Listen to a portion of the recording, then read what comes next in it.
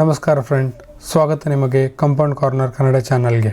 ಇವತ್ತು ನಾವು ಡಿಸ್ಕಸ್ ಮಾಡೋಕ್ಕೆ ಹೋಗ್ತಿದ್ದೇವೆ ಇಂಡಿಯಾ ಡಿಫೆನ್ಸ್ ಸೆಕ್ಟರ್ಗೆ ಸಂಬಂಧಿಸಿದ ಒಂದು ಬ್ರೇಕಿಂಗ್ ನ್ಯೂಸ್. ಗೌರ್ಮೆಂಟಲ್ಲಿ ಡ್ಯಾಕ್ ಅಂದರೆ ಡಿಫೆನ್ಸ್ ಅಕ್ವಿಸಿಷನ್ ಕೌನ್ಸಿಲಿಂದ ಒಂದು 79,000 crore ವರ್ತ್ ಇದು ಡಿಫೆನ್ಸ್ ಪ್ರಪೋಸಲ್ ಅಪ್ರೂವ್ ಮಾಡಿದೆ.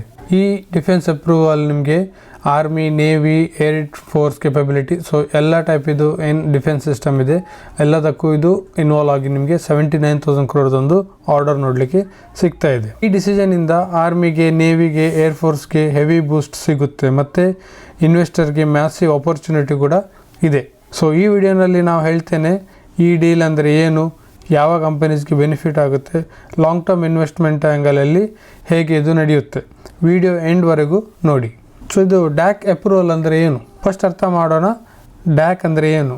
ಸೊ ಡ್ಯಾಕ್ ಅಂದರೆ ಡಿಫೆನ್ಸ್ ಅಕ್ವಿಸಿಷನ್ ಕೌನ್ಸಿಲ್, ಅಂದರೆ ಇದು ಡಿಫೆನ್ಸ್ ಮಿನಿಸ್ಟರ್ ಇದನ್ನು ಲೀಡ್ ಮಾಡ್ತಾರೆ. ಅವರ ಲೀಡರ್ಶಿಪ್ಪಲ್ಲಿ ಇದು ನಿಮಗೆ ನೋಡಲಿಕ್ಕೆ ಸಿಗ್ತದೆ.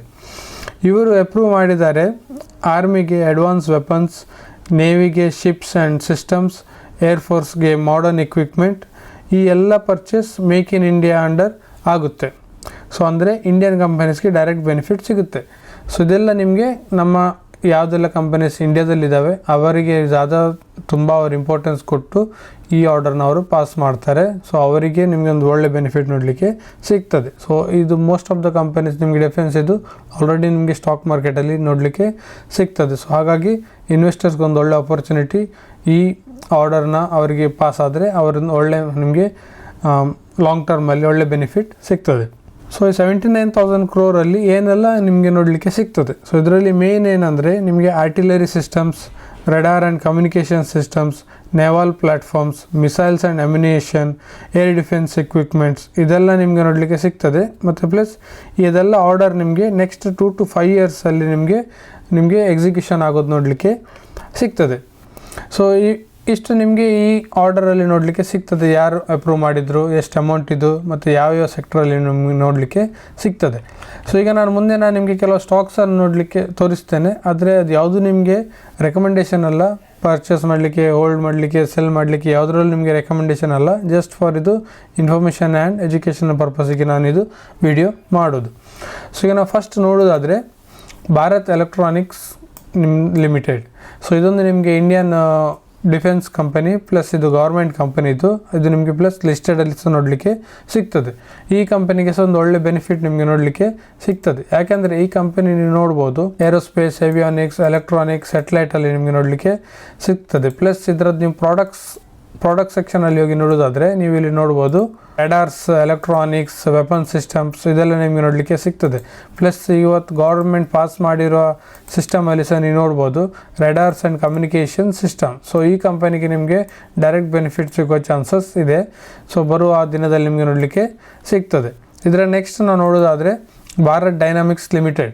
ಸೊ ಭಾರತ್ ಡೈನಾಮಿಕ್ಸ್ ಲಿಮಿಟೆಡ್ ನೀವು ನೋಡೋದಾದರೆ ಸೊ ಇದು ಸಹ ಕಂಪನಿ ನಿಮಗೆ ಮಿಸೈಲ್ ಮಾಡೋದ್ರಲ್ಲಿ ನೋಡಲಿಕ್ಕೆ ಸಿಗ್ತದೆ. ಸೊ ಇವರದ್ದು ಫೇಮಸ್ ನೀವು ಮಿಸೈಲ್ಸ್ ನೋಡೋದಾದರೆ ಆಕಾಶ್, ಅಗ್ನಿ, ಸೊ ಈ ಥರ ನಿಮಗೆ ಮೋಸ್ಟ್ ಫೇಮಸ್ ಮಿಸೈಲ್ಸ್ ನೋಡಲಿಕ್ಕೆ ಸಿಗ್ತದೆ. ಸೊ ಇದರ ನೆಕ್ಸ್ಟ್ ನಾವು ನೋಡೋದಾದರೆ ಹಿಂದೂಸ್ತಾನ್ ಏರೋನಾಟಿಕ್ಸ್ ಲಿಮಿಟೆಡ್. ಸೊ ಈ ಕಂಪನಿ ನಿಮಗೆ fighter jets, helicopter, engines, so ಇದೆಲ್ಲ ನಿಮಗೆ ಮಾಡೋ ಕಂಪನಿ ನೋಡಲಿಕ್ಕೆ ಸಿಗ್ತದೆ. Plus air force modernisation direct benefit ಈ ಕಂಪನಿ ನಿಮ್ಗೆ ನೋಡಲಿಕ್ಕೆ ಸಿಗ್ತದೆ.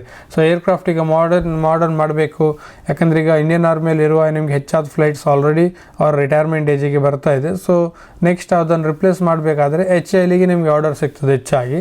ಸೊ ಹಾಗಾಗಿ ಈ ಕಂಪನಿಗೆ ನಿಮಗೆ ಒಳ್ಳೆ ಬೆನಿಫಿಟ್ ನೋಡಲಿಕ್ಕೆ ಸಿಗ್ತದೆ. ಇದರ ನೆಕ್ಸ್ಟ್ ನೀವು ನೋಡೋ ಕಂಪನಿ ಆದರೆ ಮಾಸ್ಗಾವ್ ಡಾಕ್ ಶಿಪ್ ಬಿಲ್ಡರ್ಸ್. ಸೊ ಈ ಕಂಪನಿ ಏನಂದರೆ ಇದು ನಿಮಗೆ ನೇವಿ ಆ್ಯಂಡ್ ಶಿಪ್ಸ್, ಸಬ್ಮರೀನ್ಸಲ್ಲಿ ಈ ಕಂಪನಿ ಇನ್ವಾಲ್ವ್ ಆಗಿದೆ. ಪ್ಲಸ್ ನಿಮಗೆ ಡಿಫೆನ್ಸ್ ಶಿಪ್ಪಿಂಗ್ ಸೆಗ್ಮೆಂಟಲ್ಲಿ ಇದು ಲೀಡರ್ ಇದು.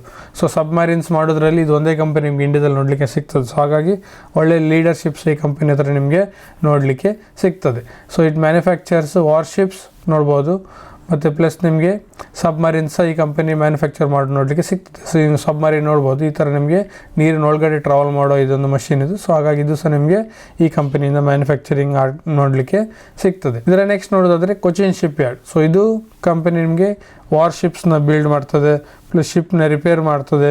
ಸೊ ನೇವಿಯಿಂದ ಈ ಕಂಪನಿಗೆ ತುಂಬ ಆರ್ಡರ್ಸ್ ನಿಮಗೆ ನೋಡಲಿಕ್ಕೆ ಸಿಗ್ತದೆ. ಪ್ಲಸ್ ಇದು ನೋಡೋದಾದರೆ ಏರ್ಕ್ರಾಫ್ಟ್ ಕ್ಯಾರಿಯರ್ಸ್ ನಿಮಗೆ ಮಾಡ್ತದೆ. ಸೊ ಏನಂದರೆ ಶಿಪ್ ಮೇಲೆ ನಿಮಗೆ ಏರ್ಕ್ರಾಫ್ಟ್ ಇರ್ತಾರೆ.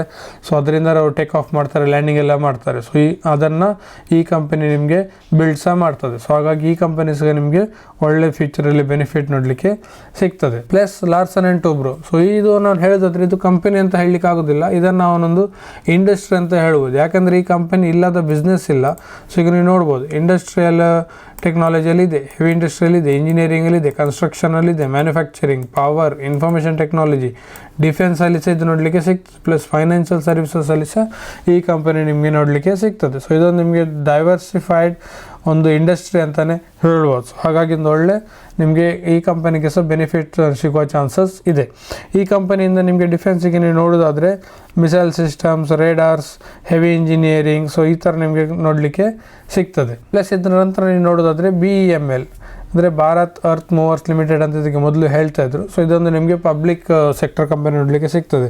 ಸೊ ಈ ಕಂಪನಿಯಿಂದ ನಿಮಗೆ ಡಿಫೆನ್ಸ್ ವೆಹಿಕಲ್ಸ್ ಮತ್ತು ಲಾಜಿಸ್ಟಿಕ್ಸ್ಗೆ ಬೆನಿಫಿಟ್ ಇದೆ.